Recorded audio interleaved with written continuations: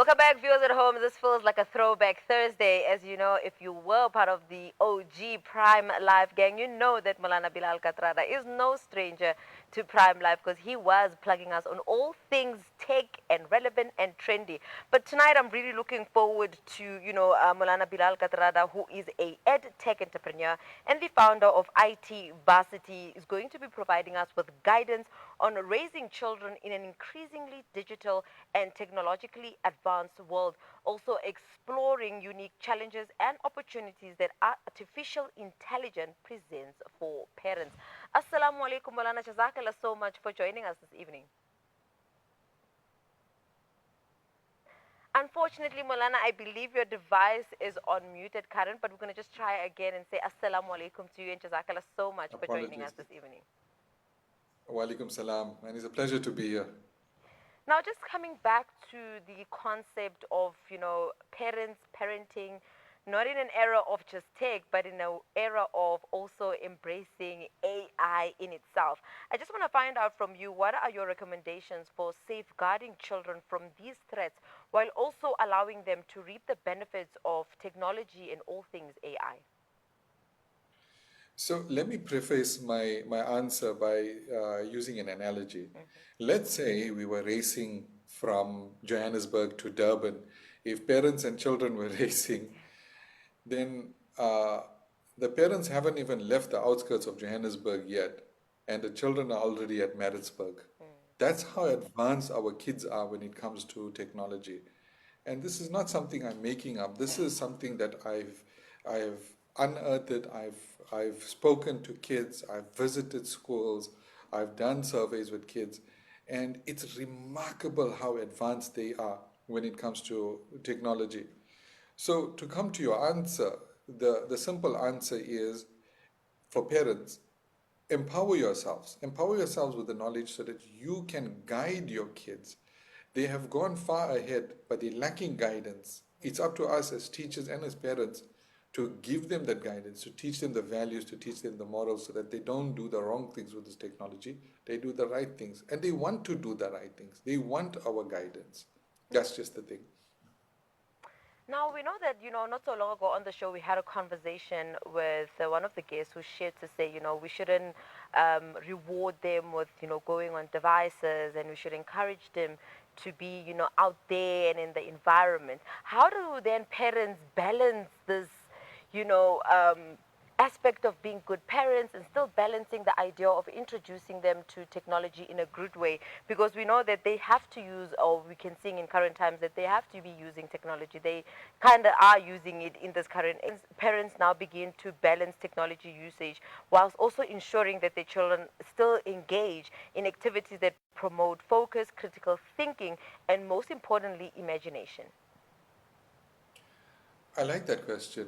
I think it'll come from firstly building trust with children. Secondly, um, treating them, especially those who have entered their teens, treating them like adults, like almost equals, and explaining to them the merit of using technology for good, and in fact becoming a part of that journey, because technology can be a lot of fun. In fact, just today I did a workshop for teachers on how just ChatGPT can be almost a little university for learning pretty much any topic. Recently, I was at a school and I asked the kids, what do you use technology for? So obviously, communication, a little bit of fun. But the surprising answer they gave was for learning. And I asked them, are you learning school stuff or you're learning something else? They 10 out of 10 said they're learning something else. For example, the one young lady was learning Spanish. The one youngster was learning different rules of tajweed. The one young lady was learning about nature. It was incredible. So I think parents need to tap into this, firstly, because by learning these things, their critical thinking, their love for learning, all of these things are being exercised. Then in terms of the balance, I think we need to firstly lead by example. We need to be a bit assertive with the kids and say, look, it's great you're using technology, but there are also balances. You need to go out. We need to go out, go for a trail, go and have some fun out there, and have some bonding time. It comes back to the rules that we put down as parents. You know, that another concept Molana wants us to look into is, access to inappropriate content and the ideal that, or rather, the issue we're trying to fight as a nation, cyberbullying. How can then parents instill this ethical, responsible, compassionate, you know, approach on using technology where we are, getting rid or rather curbing already exists prior, AI prior, and also in your view, what are some of the, with parents that can allow them that, online interactions and the digital footprint is one that is, fruitful in that sense? I think it's important, on the topic of cyberbullying and bullying in general. Um, I think it's important for parents to understand that this thing is a reality and to take children very seriously when they complain about something. If they have this negativity about going to school, um, when they have this fear, or when they complain about certain students behaving in a certain way at school, we need to take this very seriously, and we also need to equip them with the skills to deal with bullies.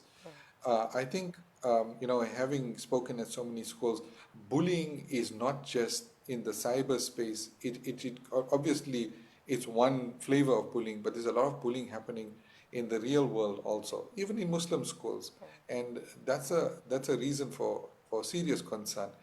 So again, to answer your question, so partly take them seriously when they bring up something. Understand that, especially in the cyber world, that is their little community. Just as we as adults have our community, and it's important to us what our community thinks of us, with them it's exactly the same. And in the cyberspace, when they encounter bullies, then it means a lot to them. It hurts them a lot. So take them seriously, but also become part of that journey. Become part of the technological journey. Make yourself an insider rather than being an outsider. Hmm. And with that being said, Malana, how do you then reconcile, modern advances in AI with the values and teachings of Islam? Well, that's very easy because Islam is such a progressive and a rational religion that being in technology my whole life, from 8 years old, I've been a coder. Now I'm a consultant. I own an institute in technology. I'm a consultant in artificial intelligence. At no point did I find any intrinsic conflicts with my religious values. Nowhere did I find it. I found only that Islam encourages us to use this technology for good, to use this technology to propagate the truth, to propagate our religion, and it's intrinsic in Islam. Where things go awry is when people use technology for the wrong reasons. When they use technology to look at haram content, when they use it for crime, when they use it for bullying and other unsavory things. But that you can't say is intrinsic to the technology. That's not a fault of the technology. That's a fault of the people using the technology incorrectly. As far as the technology itself, it's perfectly aligned with our values, and in fact it's something that can help us enhance what we are doing by giving us opportunities to speak about the truth, speak about Islam, speak about the goodness that's out there. So, like I say, it's not a difficult answer, it's an easy one.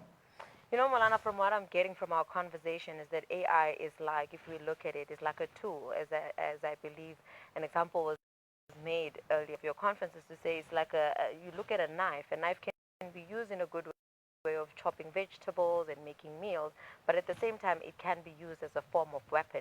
And I think in this instance, it's the same to say it can be used as something that can grow the nation and just, educate and instill some sense of skills in other people, but at the same time, it can be used to sort of, break societies, if not break people in that sense. But now, with that being said, and, such a very insightful insight that you just shared with us, Moulana. What can we learn from the Quran and Hadith about embracing technology while also maintaining our spiritual connection with Allah and living our lives in a way that actually pleases Allah subhanahu wa ta'ala? Very, very important. So, two lessons from one from Quran, one from Hadith. The lesson we learn from the Quran is that Islam is a mutawassit religion, meaning it's a middle religion. It's not a religion of extremes, not too much of anything. In fact, too much of anything, even it may be a good thing, can be bad. I mean, take some food that is nutritious, right? But if you have too much of it, then that can become bad for our bodies.